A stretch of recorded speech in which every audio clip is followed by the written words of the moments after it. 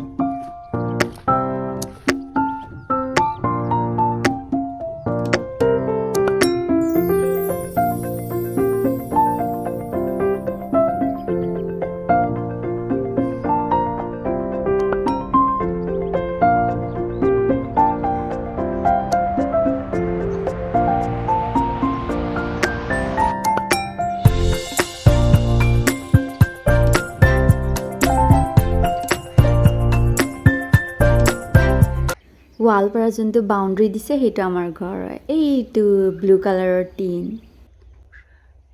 এইবিলাক ধানটো কাঁচা হয়, সেইকাৰণে কাটা নাই।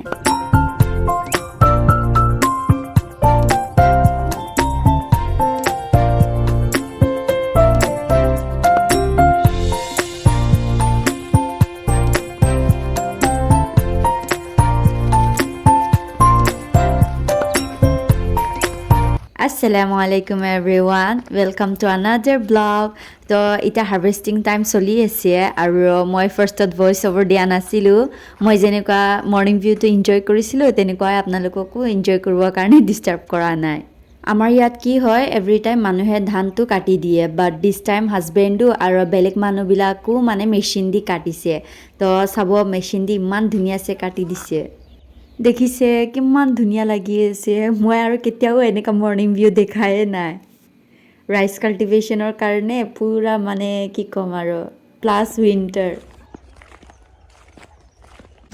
দুপৰীয়া হাজবেণ্ড আনবক্সিং কৰি আছে লণ্ড্ৰি ডিটাৰজেণ্ট আৰু ডিছ ৱাশ্বিং ক্লিনাৰটো শেষ হৈ গৈছিলে, তো এইটো অৰ্ডাৰ দিছিলে। দুইটাহে ইমান ডাঙৰ আহিছে।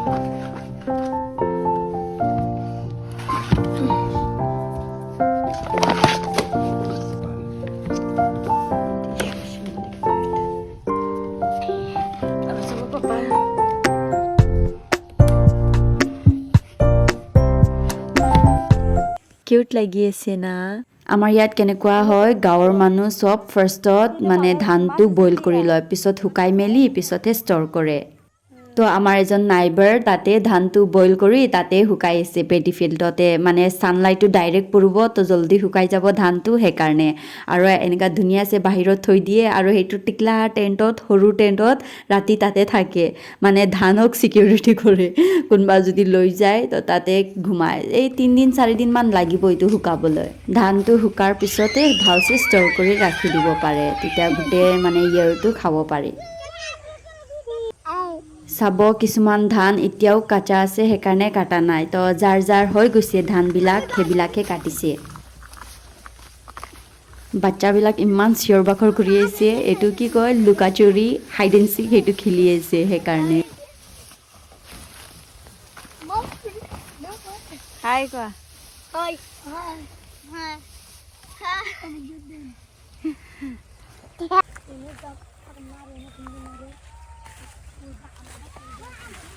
মই আৰফাজক লৈ ভিউটো চাই আছোঁ আৰু আৰফাজো তাহাঁতৰ লগত খেলিব চাই আছে।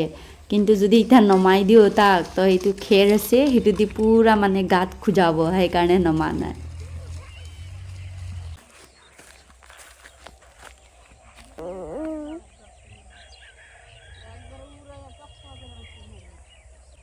এনেকা মানে ধানটো কাভাৰ কৰি থৈ দিয়ে ৰাতি, আৰু চাব মস্কিটো নেটো হালি লৈছে।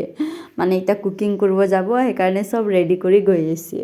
নাইবাৰজনী মোক কৈ আছিলে খেৰবিলাক সেইবিলাক চোৱা-চুই কৰিছে সেইকাৰণে পূৰা হাতত খুজাই আছে আপোনালোকৰো প্লেচত ধানটো এনেকুৱা কৰি বইল কৰে নেকি যদি কৰে কমেণ্টত জনাব মোক আমাৰ ঘৰতো আমি আগতে এনেকুৱা ফাৰ্মিং কৰা নাই আমি চব কিনিয়ে খাইছোঁ তো হাজবেণ্ডবিলাকতো মানে এনেকুৱা কৰে ফাৰ্মিং নিজে কৰে আৰু নিজৰ কাৰণে ৰাখে ভালেই হৈছে কেমিকেল ফ্ৰী আৰু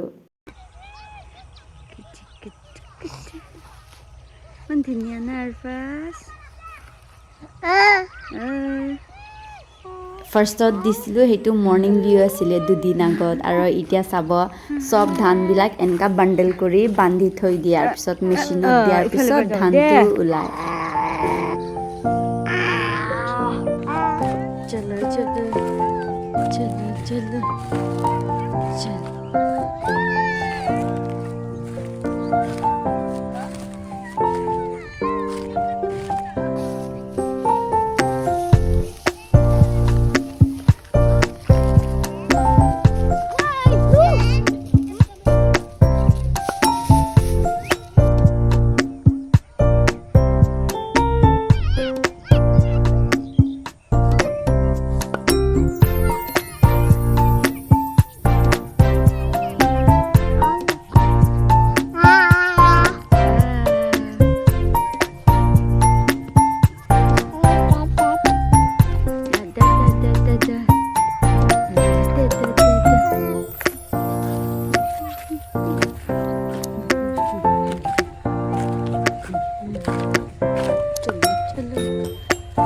আৰফাজ আৰু মই ঘৰ যাব ওলাইছিলোঁ পিছত চাওঁ যে নিয়ৰ পৰি আছে ফগ ইমান ধুনীয়া লাগি আছিলে চাবলৈ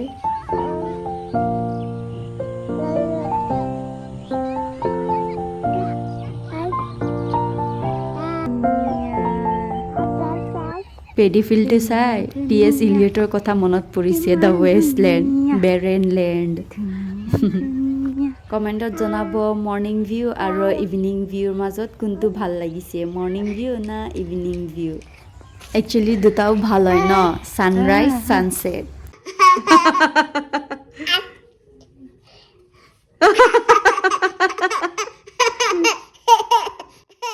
দুখ পাবা ধৰা